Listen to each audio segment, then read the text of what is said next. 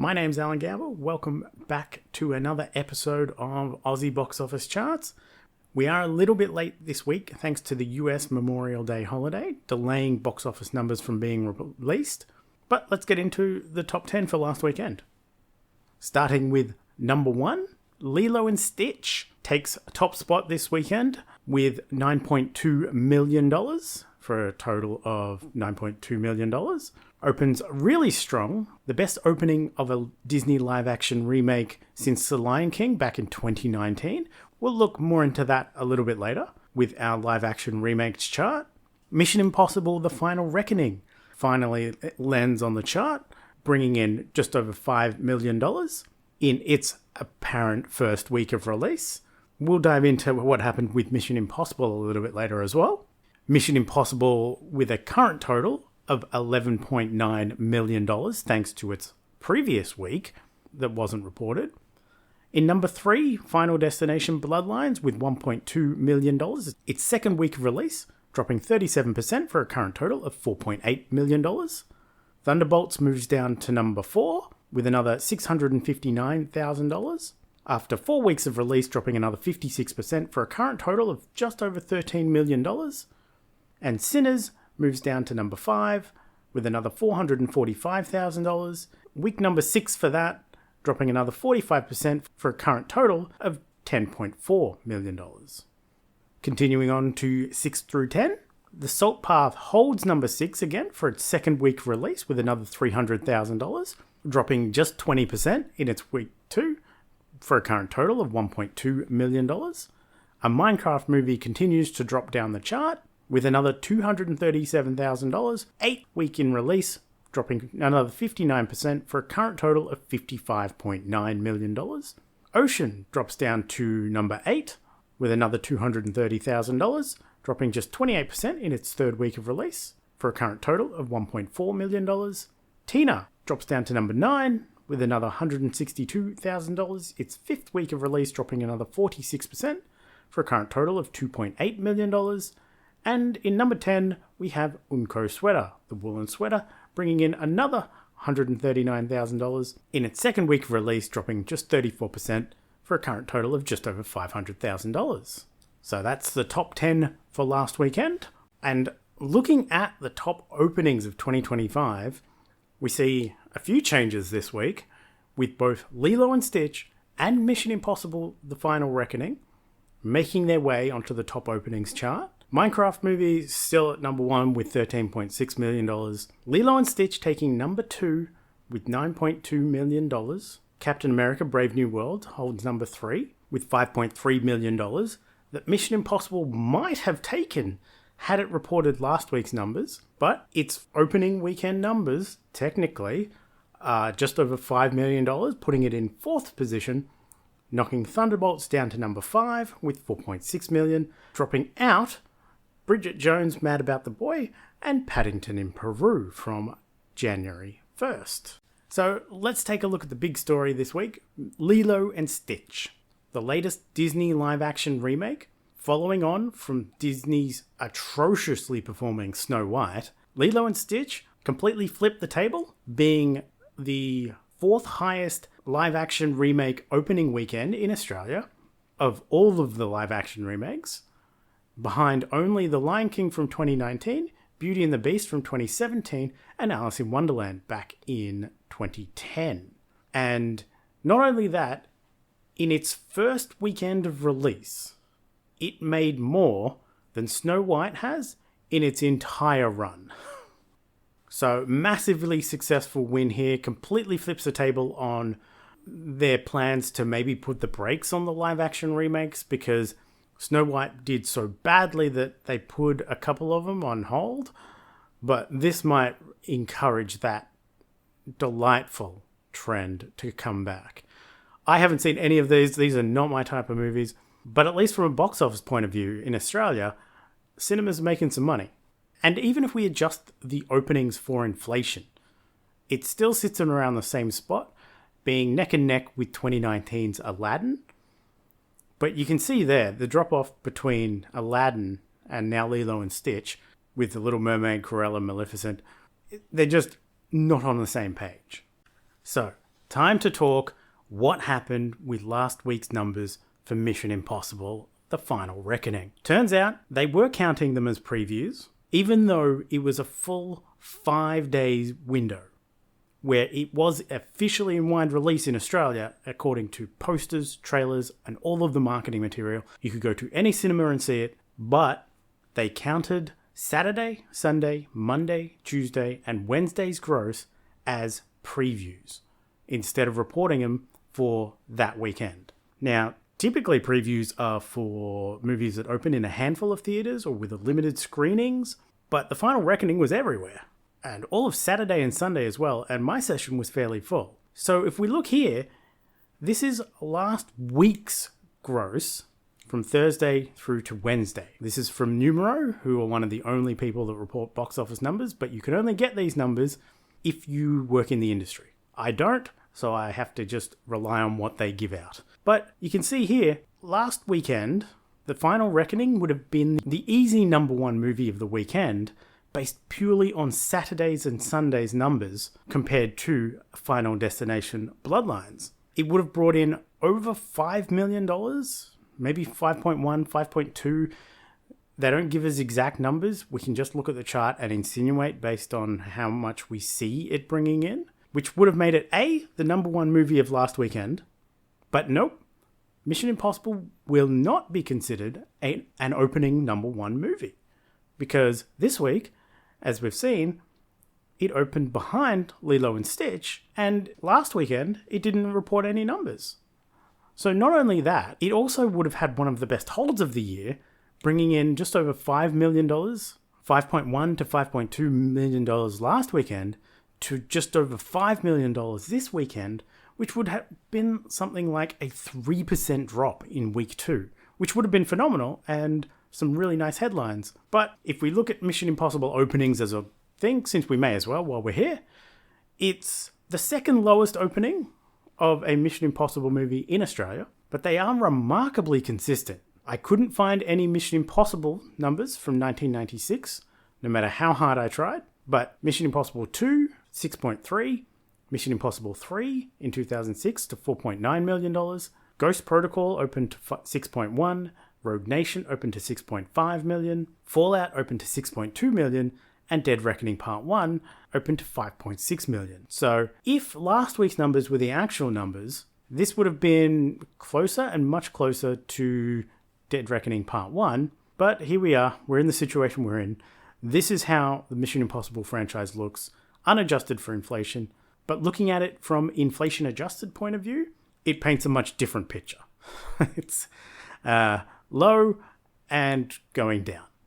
So people love these movies, but they are starting to get sick of them. Again, don't know Mission Impossible numbers from 1996, but this is how the franchise currently looks, as it's apparently ending. ... We'll see. And time to take an updated look at the top 10 for 2025 in the Australian box office. A Minecraft movie still holds number 1 at $55.9 million. Paddington in Peru holds 2 at $17.7. Bridget Jones' Mad About the Boy holds 3rd at $16.5 million. Captain America Brave New World holds 4th for now with $13.8 million. And Thunderbolts holds 5th spot with just over $13 million. So no changes in the top 5. However, that won't last long. At number 6, we have the new entry of Mission Impossible: The Final Reckoning, with its opening of $11.9 million, combining effectively 2 weekends, dropping Sinners down to number 7 with $10.4 million.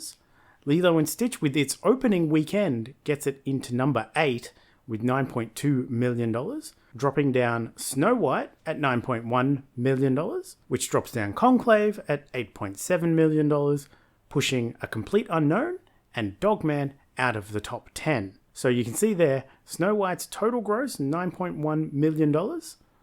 Lilo and Stitch at 9.2, opening weekend. Wow. But that's how the current state of the top 10 for 2025. So there is not a huge amount coming out this week. Theatrically wide, we get 2 wide releases, the first of which is The Fahican Scheme, the latest and much anticipated Wes Anderson movie. I've loved his last few, so I'm looking forward to this. This one is written by Roman Coppola and starring pretty much everyone in Hollywood because it's a Wes Anderson movie, but including Benicio del Toro, Mia Therapelton, Michael Cera, Riz Ahmed, Tom Hanks, Bryan Cranston, among many others. We also get Bring Her Back, the latest horror follow-up from Danny and Michael Philippou, who gave us the well-regarded Talk to Me in 2023, a pair of Aussie directors as well. The latest one is starring Sally Hawkins and Billy Barrett. In limited release, 29th of May, we get Kalija, a global re-release of a 2010 Telugu language film out of India that's well-regarded. We also have Zog and the Flying Doctors and The Gruffalo, a pair of Australian short animated movies presented as one feature from 2009 and 2021, respectively, that are a little double feature for the kids. We also have National Theatre Live Fleabag, which as far as I can tell, this was originally released back in 2019, but we're getting it now. So maybe it's just one that Australian market never got. Over on streaming, there's barely anything. The only major release that I'm aware of is on the 29th of May, a new series dropping on Netflix, Department Q. A new series from Scott Frank, the creator that gave us The Queen's Gambit back in 2020. Department Q is about a team of misfit cops that head up a new department looking into old cold cases, starring Matthew Good, Chloe Pierre, and Jamie Sills. So, Scott Frank, pretty impressive creator, so we'll see how that one goes. But that's kind of it this week.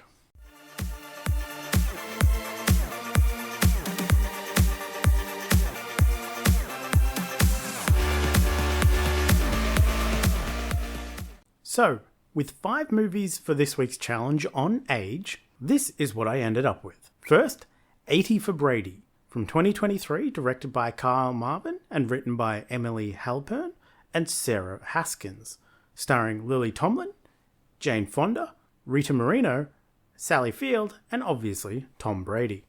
For challenge eligibility, 80 is the age, or age around, of the ladies in the movie, and it's all about not letting age get in the way. About a group of older ladies who get really into football, American football, and starring quarterback Tom Brady, deciding to go to the Super Bowl. A really fun sports-related movie, lots of adventures and trials and ups and downs, while never being too heavy or on the nose. Next was Petite Manan, from 2021, written and directed by the amazing Celine Sciamma, starring Josephine and Gabrielle Sands, and Nina Marlise. For challenge eligibility, the title translates to Little Mother, and it's all about the age gap between parent and child. A brilliant, heartfelt little movie at just 72 minutes in duration, and Celine Sciamma really, really does know how to get the best out of children actors. A great little fantasy adventure that really encapsulates both childhood and adulthood. Following up was Ammonite from 2020, which, speaking of Celine Sciamma, this felt like a Western knockoff version of something like A Portrait of a Lady on Fire. Written and directed by Francis Lee and starring Kate Winslet and Saoirse Ronan. For challenge eligibility, it's all about the age gap of relationships, but also fossils. Now, when I say knockoff, I don't mean it in a terrible and cheap way. I still enjoyed this movie, but it did invoke some similar vibes and themes, and that's not entirely a bad thing since I loved Portrait of a Lady on Fire. Next was from 2024 with Number 24 or NR24, depending on your region, from John Andreas Andersen, a Norwegian war movie starring, and I'm probably going to butcher this name, Sigurd Vatne Brien. For challenge eligibility, 24 is the age of the main character. An interesting perspective on the Second World War and the invasion of Norway, something not super frequently touched on, and the guerrilla warfare that they fought in their battle against the Nazi Empire. A side of war not frequently shown since it's less exciting and, I use quotation marks here, glamorous than the front line from a war movie point of view. But it was really, really interesting and really solid. Finally, from 2025, in what was just really good timing for release, was Fountain of Youth, directed by Guy Ritchie, written by James Vanderbilt, and starring John Krasinski, Natalie Portman, and Eliza Gonzalez. For challenge eligibility, we have youth in the title. Guy Ritchie continues his trend of making a movie I really, really enjoy, followed by one I really, really don't. This one, unfortunately, being the latter.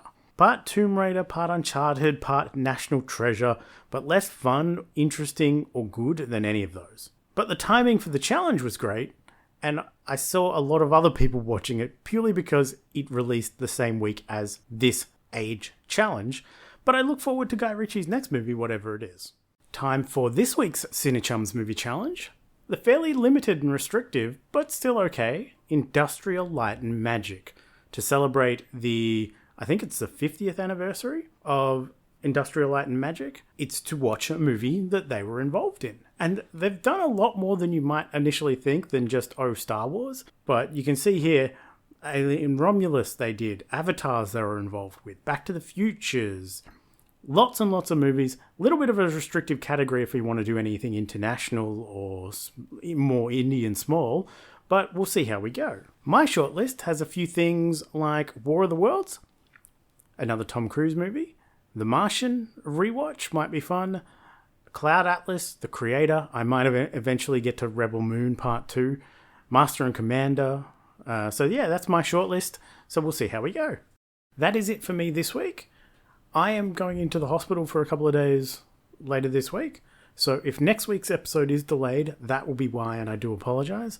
However, I am also going to try and catch The Vehican Scheme, because I've really liked Wes Anderson's last few movies, so I do want to try and check that out. If health permits, I will catch that. That is also what caused the delay in camera work, so that is coming, I promise. But anyway, that is it for me this week. Have a good one. I will see you again next week. Bye!